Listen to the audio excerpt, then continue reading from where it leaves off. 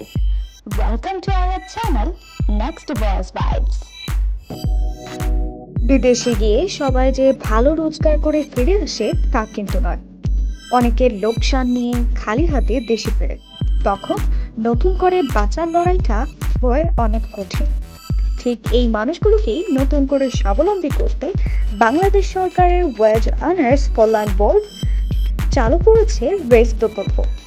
এই প্রকল্প শুধু টাকা নয়, আপনার আর্থসামাজিক উন্নয়ন নিশ্চিত করতে নিজ দায়িত্বে পাশে থাকবে, ট্রেনিং দেবে, অনুদান দেবে, আর প্রয়োজনে অন্য প্রতিষ্ঠানে রেফার দেবে।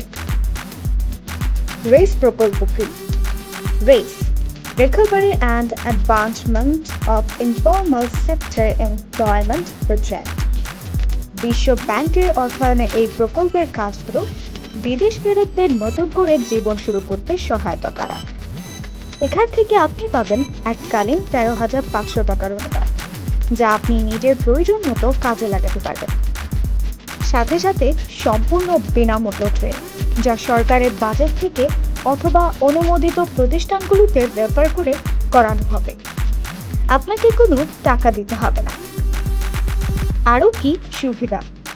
আপনি উদ্যোক্তা হতে চাইলে, নতুন কোনো কাজ শিখতে চাইলে রেস প্রকল্প আপনাকে রেফার করবে, সঠিক সংস্থার সাথে যুক্ত করবে, গাইড করবে, যাতে আপনার আর্থসামাজিক স্থিতি আবারও শক্ত হয়।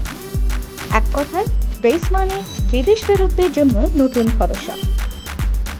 কোথায় যোগাযোগ করবেন? এই সুবিধা পেতে হলে বিদেশ ফেরার প্রমাণপত্র ঠিক রাখতে হবে। তারপর ওয়েজ আর্নার্স কল্যাণ বোর্ড 33টি জেলা প্রবাসী কল্যাণ সেন্টার বা আপনার নিকটস্থ টিটিসি টেকনিক্যাল ট্রেনিং সেন্টারতে যোগাযোগ করুন।